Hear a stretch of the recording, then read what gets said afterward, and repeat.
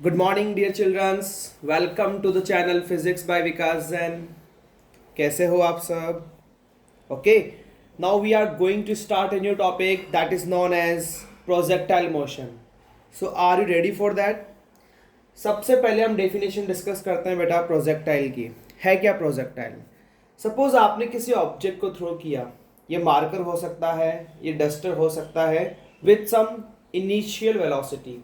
उसके बाद अगर ये ऑब्जेक्ट मूव करता है only and only under the influence of gravity only single force will act on it, only single force, gravity only.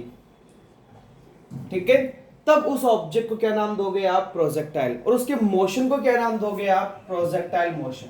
क्या नाम दोगे बच्चों? Projectile motion.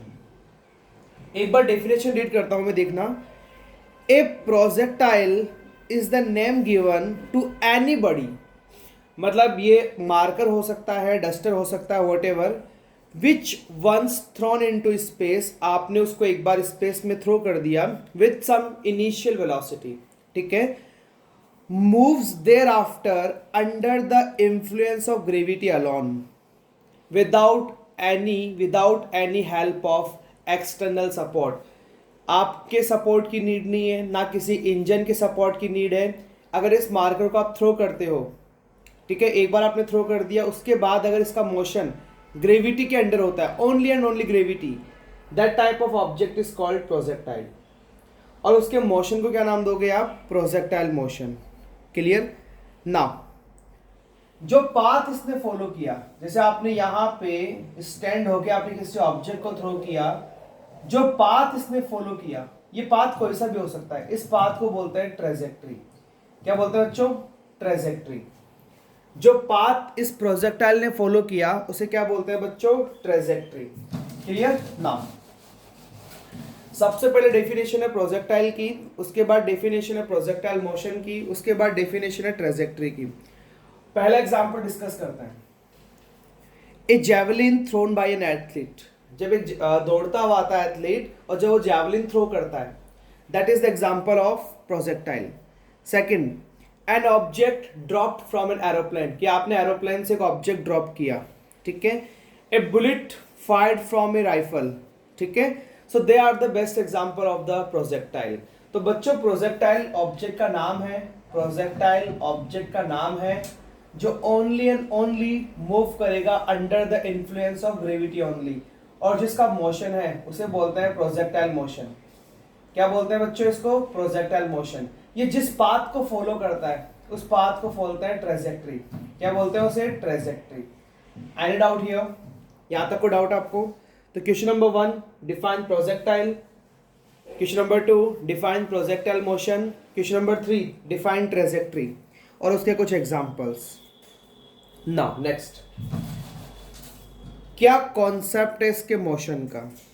तो बेटा देखो, इन the absence of air resistance, in the absence of air resistance, in the absence of air resistance. ठीक है, इन the absence of air resistance, the motion of A projectile, the motion of A projectile is considered as the combination of the following two independent motion. देखो बच्चों, in the absence of air resistance हम projectile motion को मान सकते हैं as a combination of two independent motion. मतलब दोनों motion एक दूसरे पे डिपेंड नहीं करते. two independent motion. पहला है motion along horizontal direction, motion along horizontal direction, motion along horizontal direction with constant velocity, with constant velocity. तो बच्चों यहां से ये देखने को मिलेगा कि एक्सेलरेशन इन एक्स डायरेक्शन क्या हो जाएगा? 0. अगर वेलोसिटी कांस्टेंट है तो एक्सेलरेशन क्या होगा बच्चों? 0. नाउ नेक्स्ट है motion along vertical direction under gravity. इसका मतलब acceleration in y direction is -g. -g क्यों? क्योंकि आपने ऑब्जेक्ट को ऊपर थ्रो किया है, अपवर्ड थ्रो किया है. यहां तक कोई डाउट आपको? ये चीजें आपको पता होना चाहिए. अगर ऑब्जेक्ट डाउनवर्ड जा रहा है तो एक्सेलरेशन इन वाई डायरेक्शन क्या आ जाएगा, प्लस जी। ये होता है बेटा अपवर्ड के लिए और ये होता है आपके डाउनवर्ड के लिए, ठीक है। So in the absence of air resistance two independent motion का ये सम है, एक तो हॉरिजॉन्टल डायरेक्शन में with constant velocity acceleration in x direction 0, अगर ऑब्जेक्ट ऊपर जाता है acceleration in y direction minus g और नीचे आता है तो प्लस जी। यहां तक कोई डाउट आपको? नाउ नेक्स्ट, अब डेरिवेशन करते हैं बच्चों। पहला, projectile given horizontal projection, projectile given horizontal projection, horizontal projection बहुत आसान है, देखना बहुत मजा आने वाला है। ये ग्राउंड है, ठीक है, ये आपकी घर की छत है और ये आपने बॉल ऐसे थ्रो की, ऐसे इनिशियल वेलोसिटी ऐसे, तो ये बॉल ऐसे जाएगी, यहाँ पे जाके स्ट्राइक करेगी, ठीक है। जितनी हॉरिजॉन्टल डिस्टेंस इसने ट्रेवल की that is called range, okay, and that is height H, कितनी हाइट से आपने थ्रो किया है।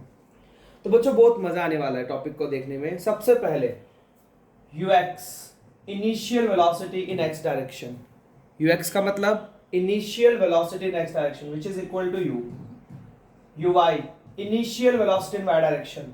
जब आपने ऑब्जेक्ट को इस डायरेक्शन में थ्रो किया है बच्चा, तो इस डायरेक्शन में वेलोसिटी क्या होगी, 0। एक्सेलरेशन इन x डायरेक्शन अभी बताया था मैंने 0।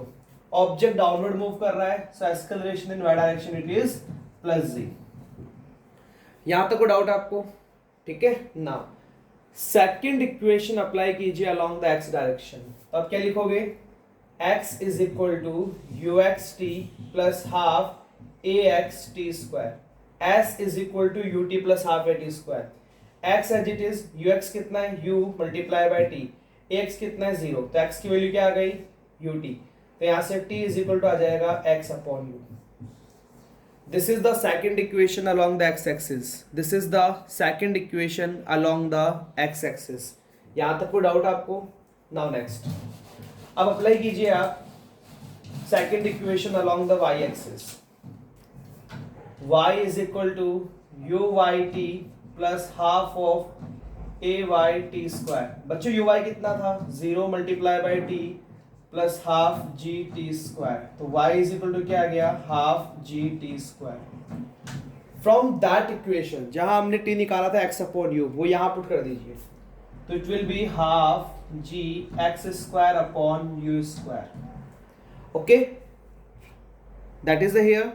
तो बच्चों ये जो इक्वेशन है y is directly proportional to x square, जब भी ऐसा दिख जाए आपको, that is the equation of parabola, that is the equation of parabola. मतलब इसकी ट्रेजेक्ट्री कैसी है, पैराबोला। इसकी ट्रेजेक्ट्री कैसी है बच्चों, पैराबोला, ऐसा, ये इसकी ट्रेजेक्ट्री है। यहाँ पे छत पे खड़े होकर आपने एक बॉल को थ्रो किया था। यहाँ तक कोई डाउट आपको? नाउ नेक्स्ट डेरिवेशन है बच्चों, सेकंड डेरिवेशन है। ये तो थी आपके पास में इक्वेशन ऑफ ट्रेजेक्ट्री की derivation, the relation between y and x। Now a time of flight. Next derivation है बच्चों टाइम ऑफ फ्लाइट।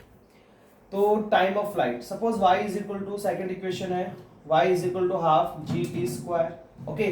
y कितनी हाइट से थ्रो किया आपने, h, half as it is, g as it is, total time कितना लगा, suppose capital t square, तो capital t square is equal to क्या आ गया, twice of h upon g, तो t की वैल्यू क्या आ गई, root 2h upon g। This is the time of flight, okay. Now horizontal range, distance क्या होती है बच्चों, speed multiply by time, horizontal distance range R, कितनी स्पीड हॉरिजॉन्टल डायरेक्शन में u, और मल्टीप्लाई बाय टाइम कितना लगा, रूट 2h अपॉन g। ये आपकी थर्ड डेरिवेशन है।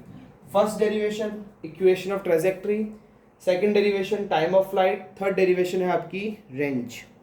यहाँ तक कोई डाउट आपको? नाउ फोर्थ डेरिवेशन है वेलोसिटीज की, और इसके न्यूमेरिकल्स की प्रैक्टिस करनी है। सबसे पहले vx, velocity in x direction, ux plus axt, okay, first equation. तो vx इज इक्वल टू क्या आ गया, u, equation number 1। Similarly vy is equal to uy plus ayt, तो vy कितना आ गया, 0 plus gt, equation number 2, okay बच्चों। सिंस vx and vy are perpendicular to each other, so their resultant will be square root of v square x plus v square Y.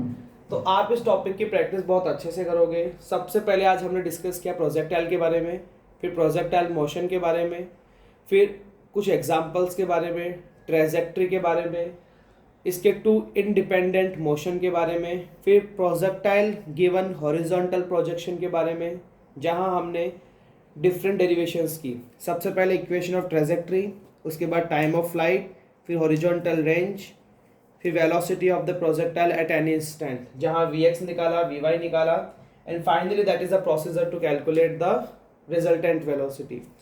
Okay बच्चों, any doubt?